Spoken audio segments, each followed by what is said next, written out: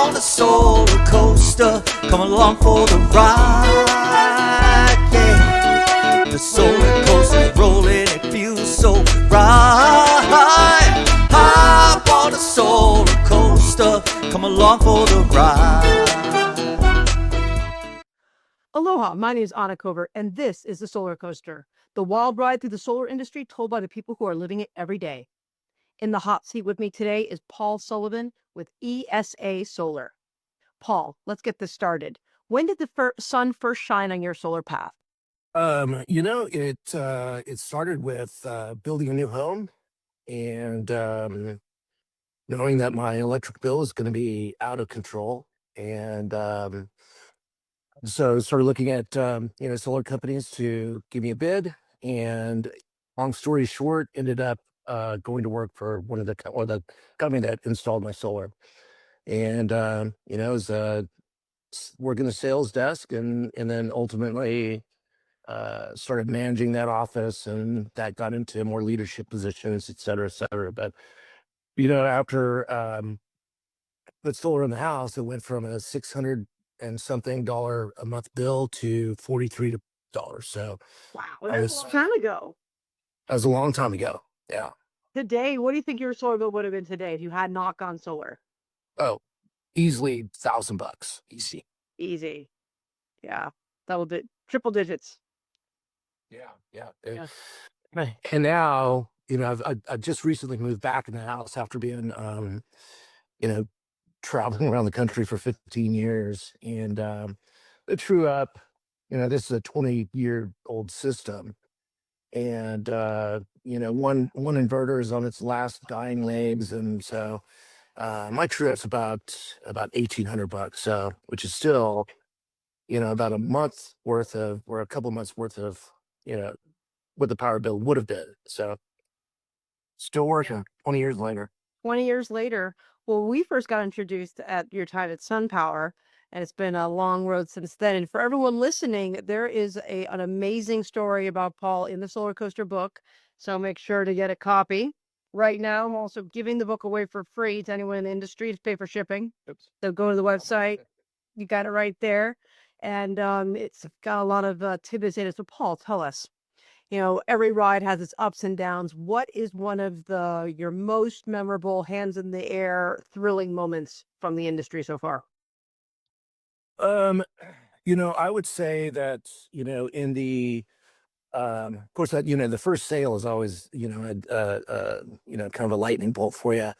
But I would say, in one fell swoop with about 6 or 7 landowners all huddled around a conference table at a Hilton Garden Inn in Terre Haute, Indiana, and signed about 16 or 1700 acres, Wow. you know, all at once. So and we were able to, get that project submitted to the queue and so forth. So anyway, and that project's actually on target to be fast tracked. So site control is done, and so even with the recent changes with the administration of the tax credits going away and that sort of thing, still going to be able to get that built in time to take advantage of the tax credits. So That's really amazing. And for everyone who's listening, tell us a little bit, ag is such an interesting type of solar installation. And I think what a lot of people don't realize is all the benefits, not just for that farmer and what it can mean for their generational wealth, but also the community at large. Can you tell us more about, kind of what it's like? You said you got all these people together. How did it come together? well, so with utility scale development, it all starts with the land, and without acres, we can't do anything, right? And so we look for transmission lines first and see if that they have capacity on them.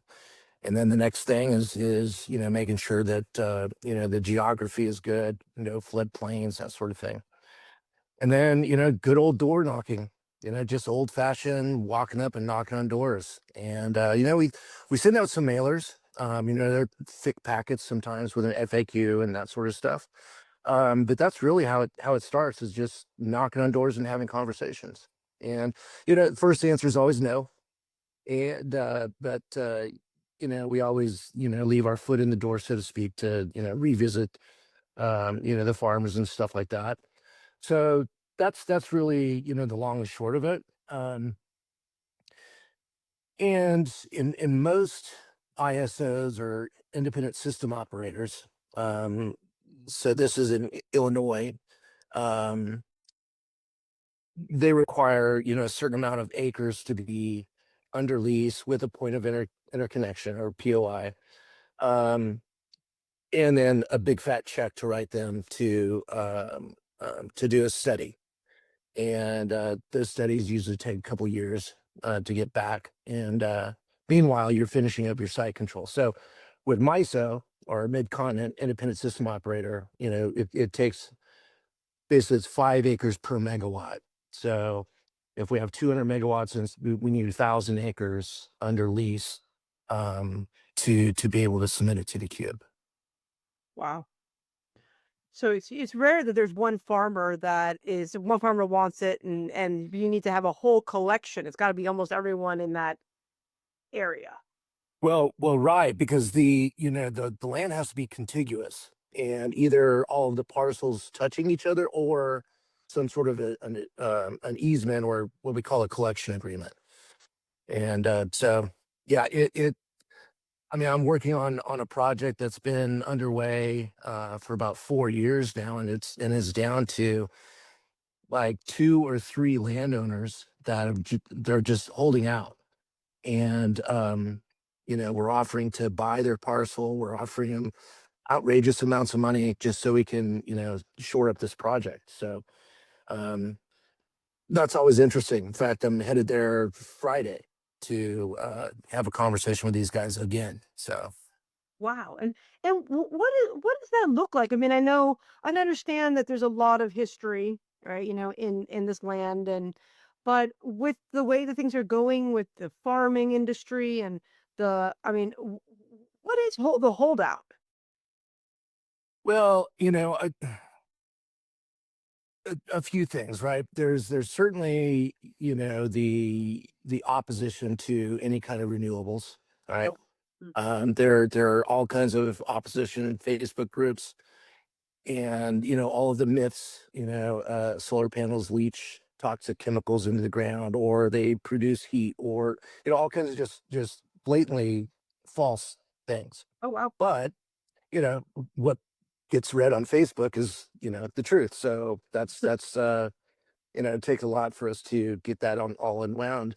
Um, then there's the generational farming. If the farmer has kids and grandkids lined up to take over the family farm, then chances are we'll never get those. Um, so those are the kind of the two main ones. Um, with these folks, I have no idea. We don't even want to put solar on their land. We just want um, to have an easement right across the corner of one of these parcels, and that's it. And we would bore it. We wouldn't even bring any equipment onto the parcel, but they're holding up. So I have no idea why. So interesting. Is it was we need like kind of what oil and gas did is a real campaign targeted at the almost the children, because does that child who's going to be getting this land later, do they really want it? Do they want to be farming, right? Sure. That it's like it's just the way that it's communicated. It's like, well, maybe now, instead of like we were talked about in the book, like instead of having to put your sweat and tears and be reliant on all these different factors that are your control. Instead, you have now a guarantee, right? Right. You're going to be signing up for a lease, and you're just going to collect a check, and that's all there is to it. And now you can go to college or do other things with your dreams. Right. And you mentioned, just kind of the condition of farming now. In fact, one of those 3 landowners that I was talking about, he reached back out to me, asking about the current administration changes with the tax credits and stuff like that was going to stop this project. And I go, no, we're full steam ahead. We're too far down that path to we can build this and take advantage of the tax credits. And so then I asked him about soybeans, because he grows corn and soybeans like most Midwestern farmers. And China disappearing, and buying soybeans from Brazil and other places, rather than the U.S. that took 50% of the market away, just like that, right? So, um, he's worried about that, and then the prices were lousy anyway, Right. you know. And the corn farmers, I think they're going to be upside down. It's a decent year for production wise. Um, but the prices, they're upside down. So instead of making a couple $100 an acre, by the time they pay their bills and whatnot, they're going to be underwater. So Right. you can't do that very often and still survive.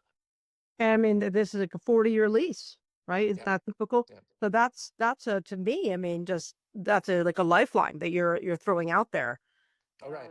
And it's just doesn't come along every day. It's like almost like hitting the lottery. Right. Exactly. Yeah. Yeah. Well, that's exciting. So that's kind of some of the highs. Talk to me, what are, I know a lot of people are worried about the lows, what like all solar coasters go through. You've been in this industry a long time. What are some other lows you've been through, and how did you weather the storm? Well, yeah, it's always, the sky is falling, kind of situation when it pops up. In California, it was the rebate going away. It was a gradual reduction. That didn't cause anything. In fact, it was a growth period for us. And I think it got down to, I want to say 10 cents a watt or 12 cents a watt, something like that. We would just give, the homeowner a discount, so we wouldn't even have to file for the rebate. It would save us, a few $100s in administrative costs to fill out the paperwork and stuff like that. So it's, so that was one. The tax credit's always been a hot button, because it's not permanent, right? Or it wasn't permanent. And so it's been right up to the wire a couple of times. And then, last minute, somebody throws a Christmas ornament on a tree and it gets extended for a few years. This one though hit big, with no ramp down, just gone, just like that. And I would say this is probably the worst I've seen. We had a big reduction in force. Many of the other developers out there had reduction in force, cancels, projects getting canceled because the economics aren't there anymore. So, probably for 3-4 months, everybody was just like, what are we going to do? Again, the sky is falling. But, you know, residential will probably get hit the worst with no tax credit. But with utility, we're selling to, to the utilities or to places like Meta or Google or whatever.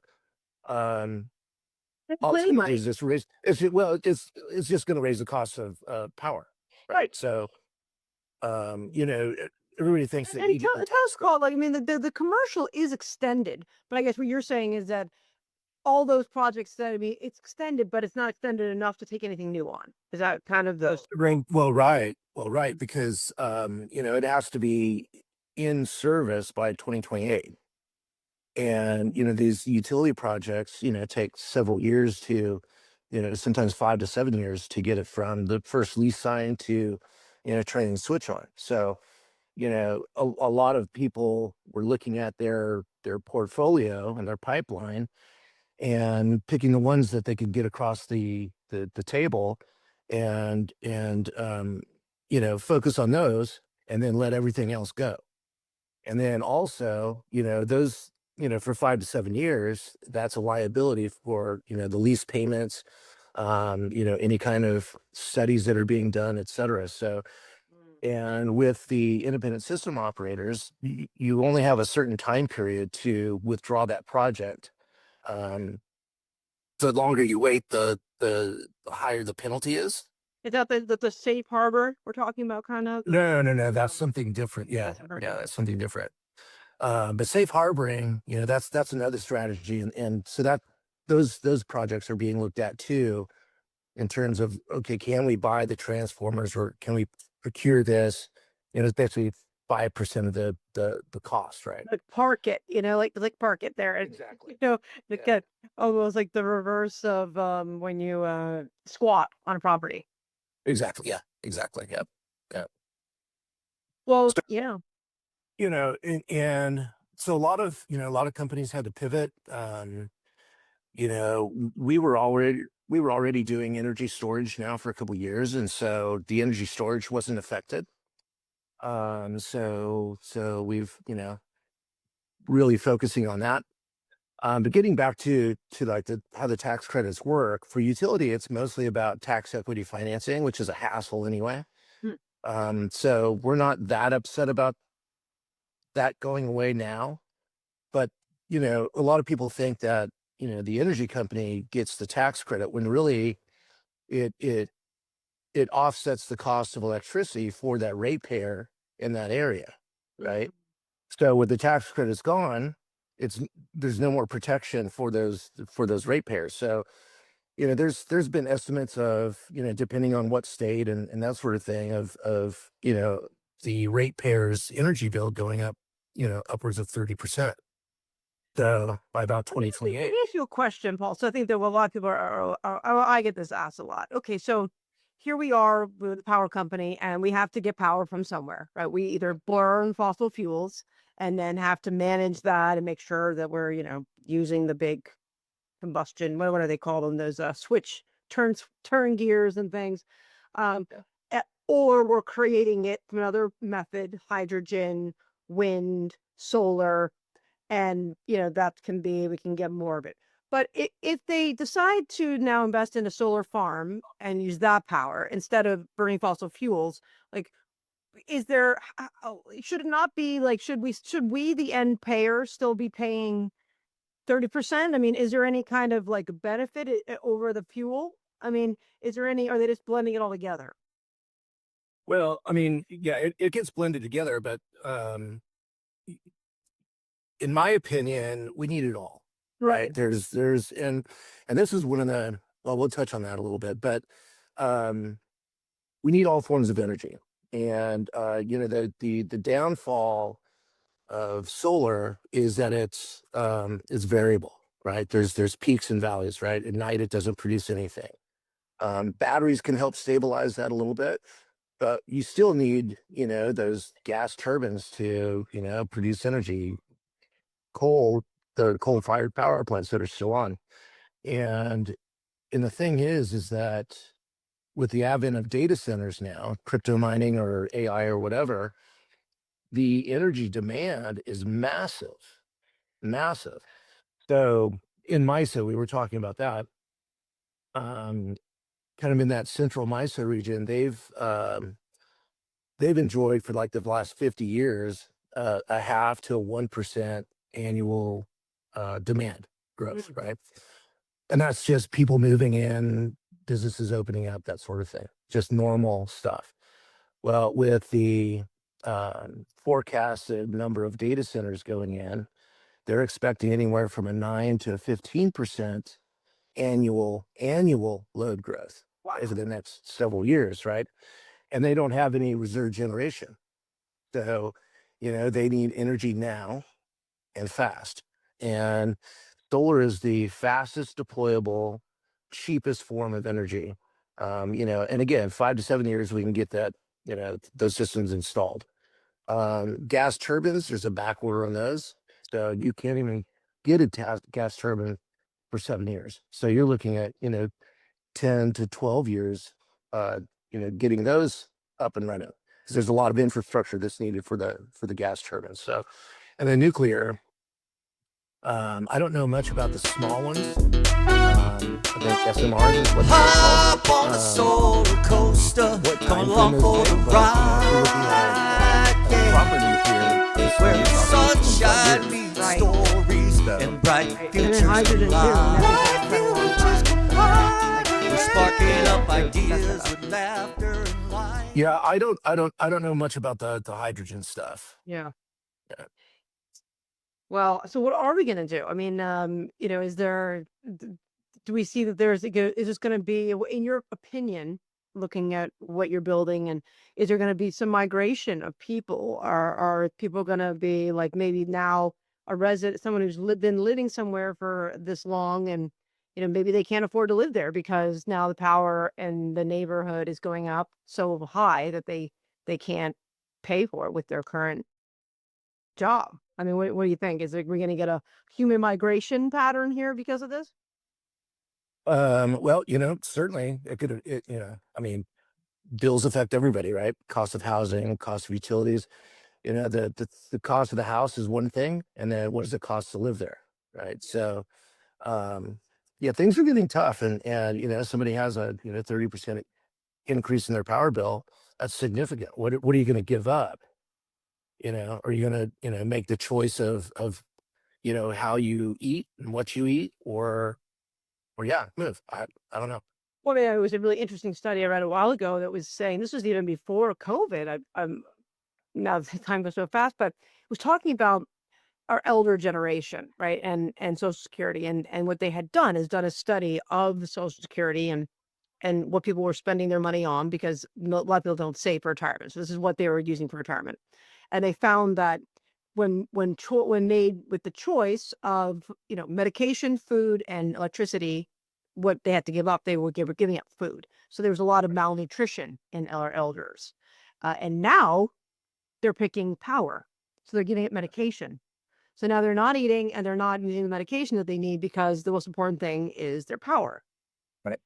And so that's kind of what we're talking about here is like, I mean, and I think it's not just elderly people that need to start thinking about it, that it's, it's going up. Well, right. And I think about the young families trying to make ends meet, and you need power. Uh, kids need their phones and whatnot, and I don't know. It's baffling to me that getting back to the whole tax credit thing, is baffling to me why there wasn't more of a ramp down of this rather than just turning it off. So Especially for commercial. I mean, I think that residential for me, I'm not that worried. And I'll tell you why. I think that there's this convergence where, yeah, the price of power is going up, equipment is coming down. And now there was this huge opportunity that the tax credit kind of allowed for these solar bros to be able to charge outrageous amounts of money on top of the system. And now that this 30% is not here anymore, they really can't do that. It's going to have to come down to some norm, right? And right there, if you're not gouging the customer, if you're using the best practice with equipment, and there's plenty, and there's a PPA can still have, there's opportunity there for the credits, but I mean, it's pretty easy math for a homeowner to say, okay, well, we still see the ROI. Maybe it's not the exact same as it was before, but that's how you're selling the system, right? With commercial, though, I think it's pretty shocking. yeah, well, and we're utility, we not really commercial, Right. but proper commercial, behind the meter. I think they'll be okay as well. But with that, I think the depreciation is still in place, so you still get that. But yeah, the 30% additional cost. It's I don't know. There's going to be a slowdown, or there is a slowdown. Yeah. I have a question for you with utilities. I know that there's two real different types of utilities. There's like the public or the owned by the community utility, like a nonprofit utility. There's like 100 of those, and then the others are privately owned. Is that correct? Yeah, so you have investor-owned utilities, right? IOUs. So in California, you got PG&E, Southern Cal Edison, San Diego Gas and Electric, and then you have municipals.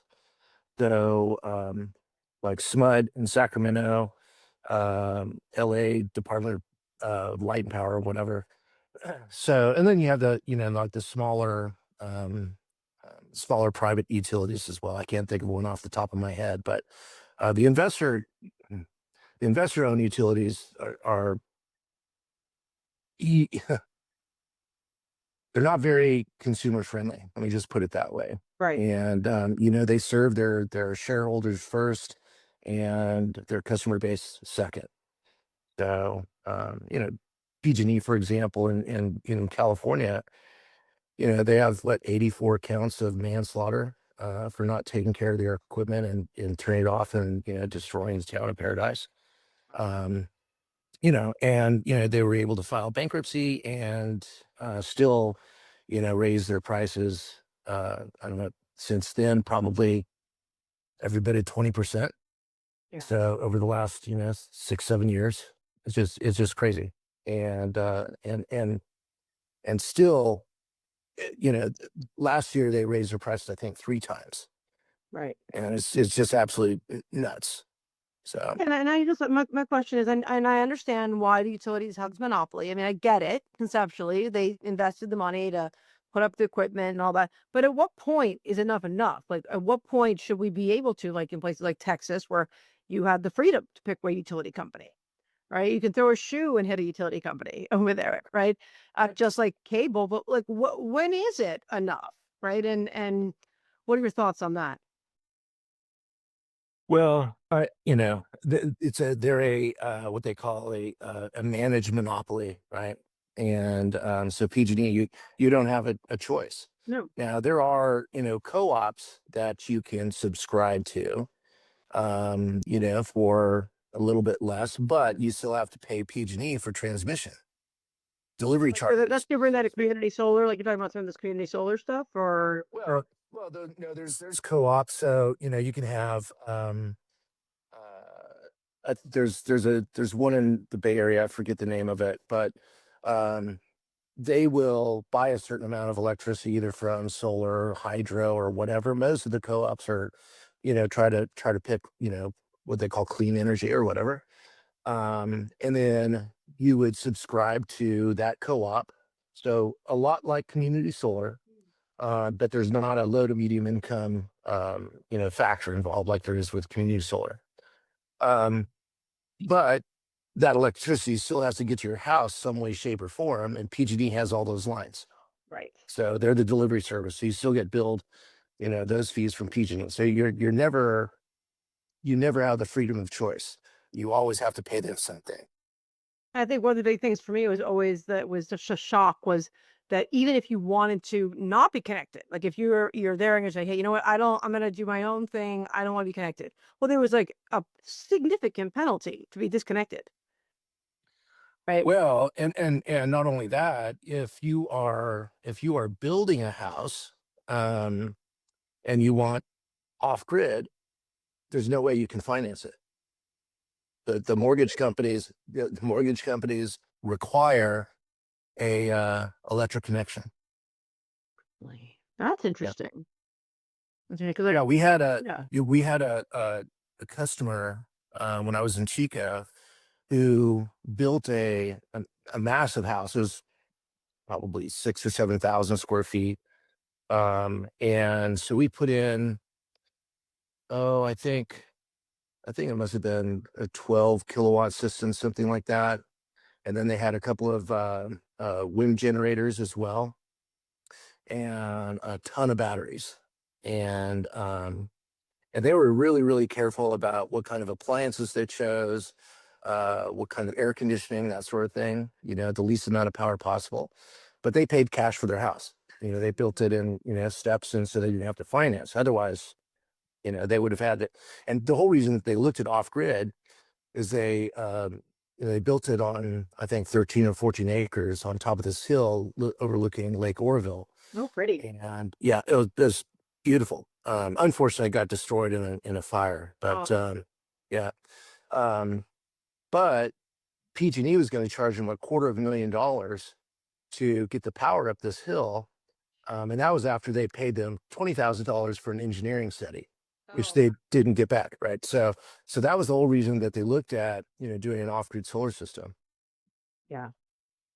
That's amazing. And what did they pay? I mean, it wasn't in like another example in Vegas. It was, I think, MGM. They had to pay like 100 million to get disconnected, you know, from the grid. like, one-time severance, right? So sometimes like they'll allow it, but it can be outrageous. And in other places, like they won't even allow you to. It's like illegal. You have to Right. go to court, right? So it's like you never really know what you're going to get yourself into, but it's fascinating. So what's I guess my last question for you? What are you most excited about for the future of the industry that you're in? Well, so I'm sitting here in Boise, Idaho right now, and we're starting to look at data centers as well, and y- they need power and land, basically, right? And so those are two things that we do really well. So we're looking at a couple of sites here that just kind of fell in my lap, and so I had a meeting this morning with Idaho Power, talking about what the next steps are with them. And so we've formed a little task force internally, and 7 to 10 people of looking at data centers and looking at our current portfolio of seeing if that could fit, and then shopping those around to some of the data center folks. So that's the most exciting thing that I'm doing right now. Uh, It's new, it's fresh, something to get me curious. Well, that's exciting. Well, we definitely need now to once you start, you get your little taste of AI. It's hard to back out. Oh yeah. Oh no, it's fascinating. So It's good, so fascinating. easy. Yeah. It's like God, what do we do without it? I mean, it's one of those kind of like the way we used to think about the internet. When we used to have Yeah. to remember things without having, and now like, oh, how do we ever remember these things? But now it's even going to be better. Yeah. Yeah. No, for sure. I kind of play with it myself. Yeah. I'm a writer, and so I've been playing with song lyrics. And so there's a couple of music generators that you just plug your lyrics into, and then you feed it some prompts, and it gives you a couple of options of songs. Wow. It's fantastic. I'll send you a link afterwards. Yeah, send me a link. That sounds great. Yeah. Wow. Well, thank you so much for being here, Paul. If people want to learn more about ECS, how do they get a hold of you? ESA. ESA. uh, yeah. ESA. Email is fine. Yeah. Email works. Yeah. You go to our website. It's esa-solar.com. Okay. And Paul's also on LinkedIn. And thanks so much for being here. And to all my listeners, please join me next week as I interview another industry expert on the ups and downs of riding the solar coaster. We'll see you in the pixels. Aloha. All right. All right. Hop on the solar coaster, come along for the ride. Yeah, the solar coaster.